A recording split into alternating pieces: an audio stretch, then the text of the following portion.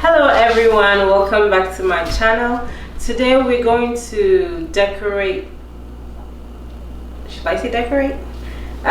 Frost the cake with American buttercream. So in our last video we made the American buttercream, and today I'm showing you how to frost it. Really quick, really easy. Let's get this going.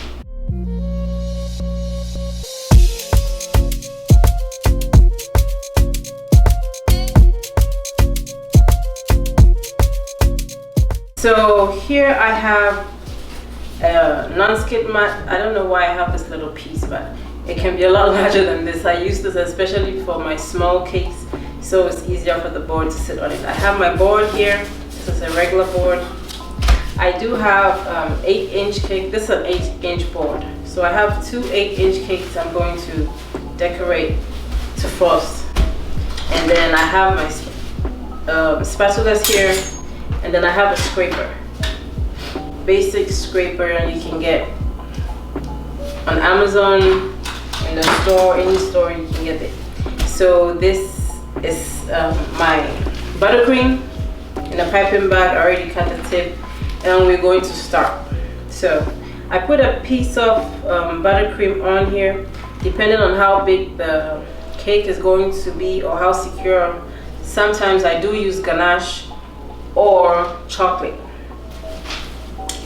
so that the cake is very secure on the board.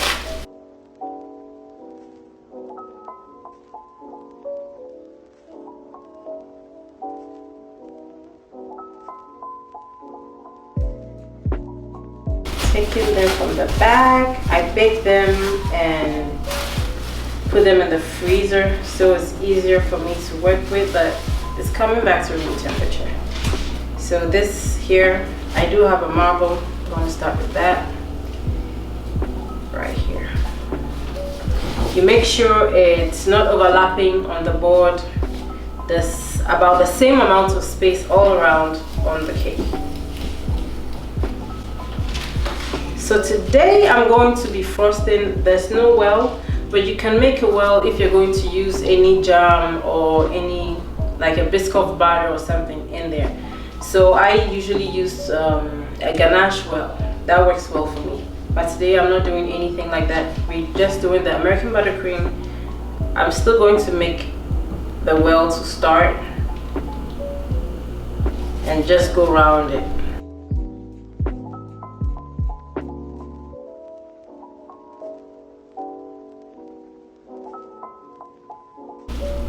And this goes right on top of it, and we're basically done.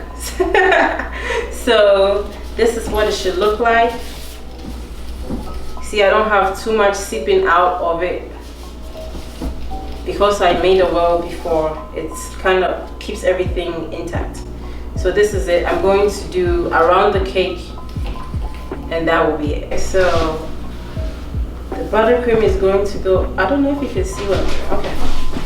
So we're going to line it, not too much, because this is supposed to be our crumb coat.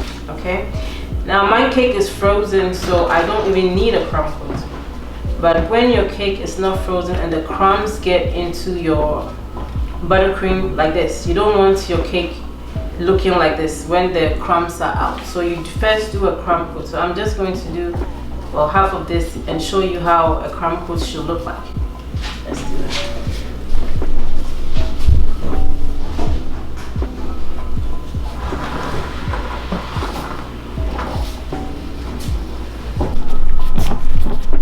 So I'm using this, but if you don't have I know the first thing you get is this. So let me do this. So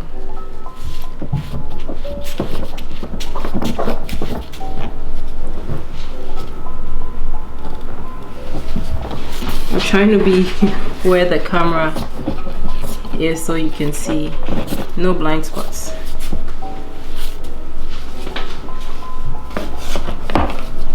I'm using the same buttercream I scraped off because it already has cake in it. You don't want to waste buttercream and use fresh buttercream when you have one that you already scraped off.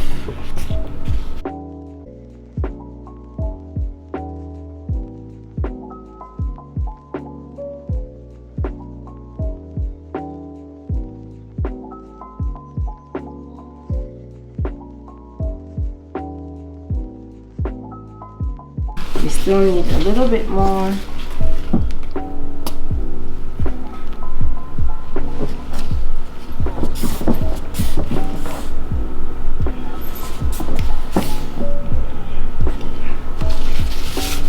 So we smoothen it, and this is going to lock all the crumbs in, so when you put your final coat of buttercream on there, it will be nice, smooth. There's not going to be any cake particles in there to make it look like your cake is a marbled cake. It's not. So this is what it will look like. We have the first coat, the crumb coat, that's going to keep everything intact. So from here you can put this in the fridge for a little bit, it can even be in the fridge for an hour, but so that when you touch it, it's not soft. This is American buttercream, so it may be a lot faster. Or you can wrap it. You can put a cling film around it, cover it, and put it in the fridge also. That will all be fine. So I'm going to put this in the fridge for a little bit, and then we put our final coat on it. So the cake is out of the fridge, and okay. So the last coat of buttercream goes on.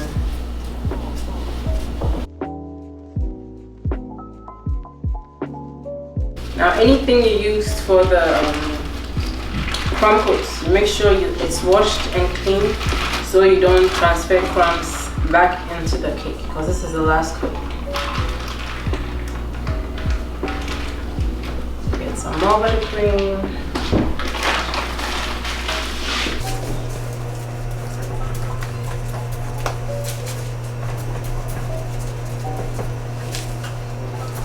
So a lot of this may come out because I'm going to do this to the board, the initial board I had.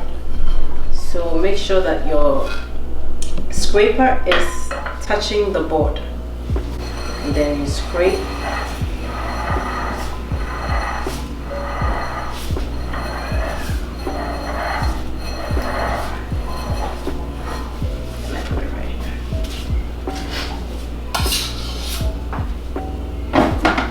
Going to do it again. It's at an angle. If you get one that can sit on the board without you touching it, all the best, so you know that it's straight. It has to kind of scrape the board as whatever your turntable is, scrape the turntable as you move. So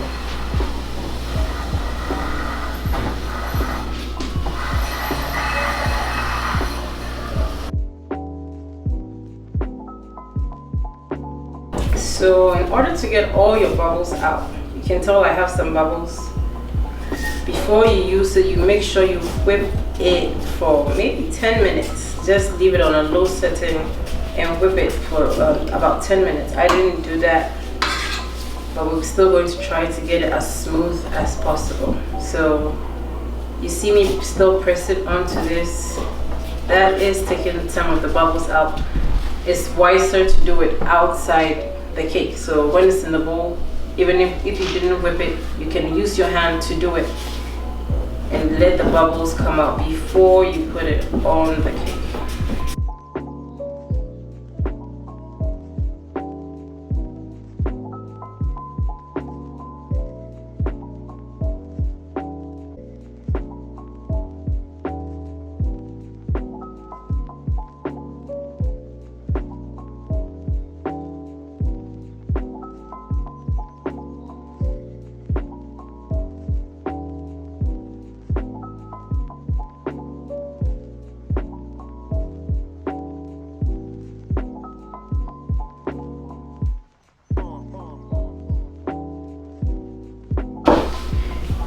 You can do it over and over till you get to a point where you think it's okay for you. I am actually doing a naked cake, so I don't even need this much, but I just wanted to show you how it will look when you're frosting. You can also use a larger board if you want us to put another coat. Because we want it to be straight, we're putting this to the board. So you can cut this an 8-inch. You can cut an 8.5-inch board or 8.25-inch board, and then frost it to that board. Then you have an outer layer of frosting all over it. But before you do that, you make sure you put this in the fridge, let it freeze, or very cold, so you can actually touch it and it's firm. Then you put the next one on top of it. So I'm going to do the top.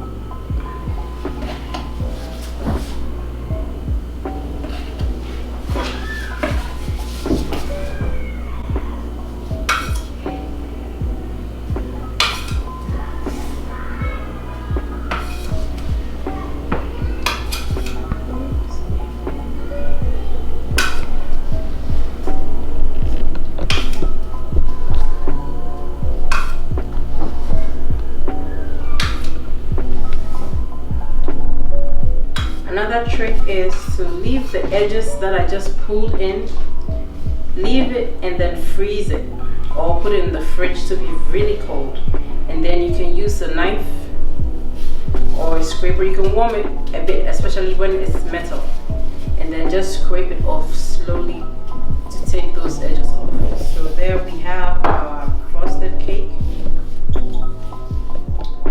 If I was doing a properly frosted cake, this will get another layer. It's going to go in the fridge, come out and get a third layer on it to make it so smooth and nice. So that's all I have for you today. The next video is going to be the stacked cake that is a semi-frosted cake. So I'm actually going to scrape some off of this so that I can do my semi-naked cake. So see you on the next one. Like, share, comment below, and have a blessed week.